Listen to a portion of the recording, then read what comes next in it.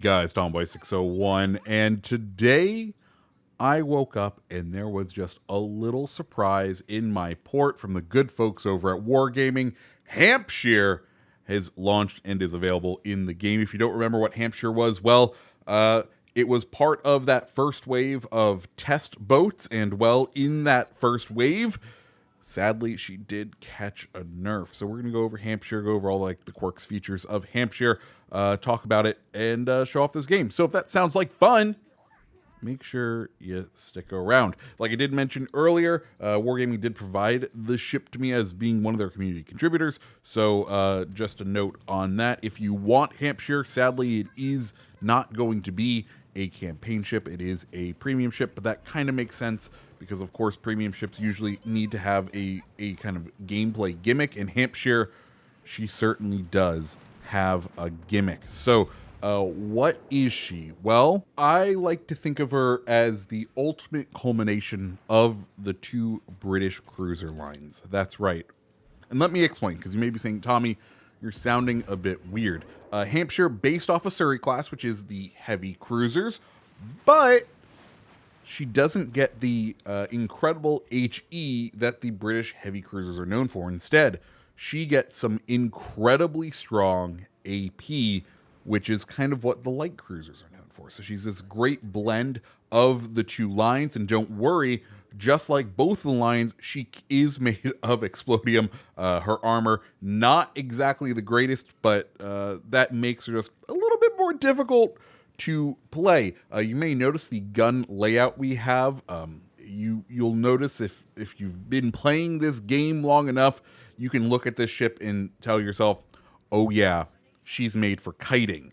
And not 100% kiting, but I would say you want to be angled out with her. This boat is all about throwing those shells over the back shoulder and trying to get distance when you need it. And that's exactly how you kind of have to play this ship, at an arm's distance. But more importantly, you also need to play it knowing the way the enemy is going to flow in the battle, because you have this AP.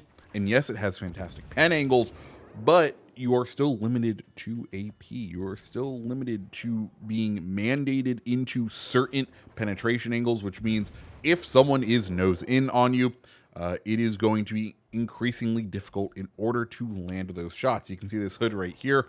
We're going to spend the next couple of salvos firing away at the hood. And yes, we're getting little chunks of damage on this hood, but is it what you'll see later? No, it certainly is not. Now, Hampshire did catch two different nerfs from her more public test. What are those two nerfs? Well, the first one is a slower reload time. She got her reload time bumped up by about a second, and then she also had her spotter plane removed. Now, I will say, if you look at these salvos that we are chucking at the Baltimore right now, she's a fairly accurate boat. So that spotter plane, while it hurts on the inside because you can't go, super accurate with Hampshire, you can still get the job done. And you can see we are just absolutely destroying with that AP. What our build is for this boat, well, we are running the good old aiming system mod 1, steering gears, because of course it's a British cruiser and therefore it doesn't get prop mod. Then we have concealment mod, and then after this game, I went ahead and crafted myself a legendary tier main battery mod 3, but we are just running regular main battery mod 3. As far as our commander goes, you may be hearing the chirping of a Japanese woman in the background. That's going to be Azur Lane Neptune, the AP-focused commander. Makes sense why we are using her. Inspirations we are running are Makawa and Von Essen. Makawa is going to boost that concealment. Von Essen is going to help with the minimal ricochet angle of the shells, i.e. improving when we get full penetrations on the shells. Makes sense. Also, look at this oddity. An Arizona in a tier 7 match. That shouldn't be happening here. This is a reminder, folks. Don't fail division. let's see what what these cruiser shells will do to this Arizona now that he is broadside. Spoiler alert, it's not going to be pretty, though. We are going to focus our fire now on this Baltimore because, well, if we can knock him off the map, that will be absolutely juicy. But you can see we get 2 pens there for several thousand damage. And that's just the theme of Hampshire. It's all about doing, I'm going to call it big chip damage. Like, you are able to chip away at enemies. The AP is incredibly effective. And if you can use it correctly, you're going to be doing some big damage. Champagne kind of pushing forward here. We have been kind of in this sort of escort position to our carrier. We are using our friendly anchorage's smoke.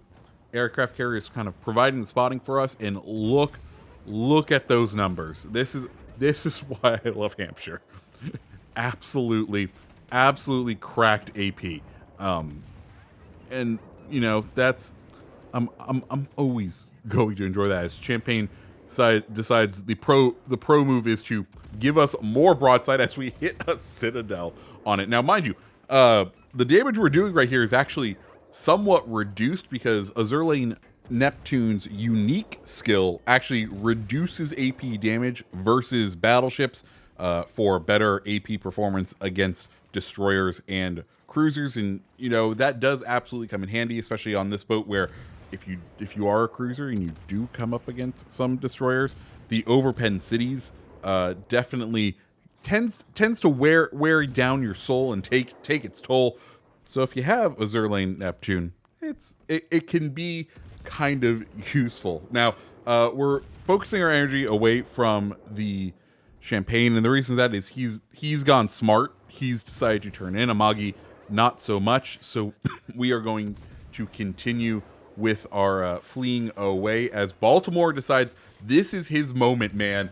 We're not concentrated on him. There's no way our turrets can turn and focus on his semi-broadside boat. And, well, that's probably going to be his last mistake, because I think this salvo is going to end up wiping him off the map for us. Yep, there we go. That's our first one down. Champagne went down as well, and now it's time to focus on this Amagi. As far as the game goes, fairly close right now. We kind of had to play it very passively.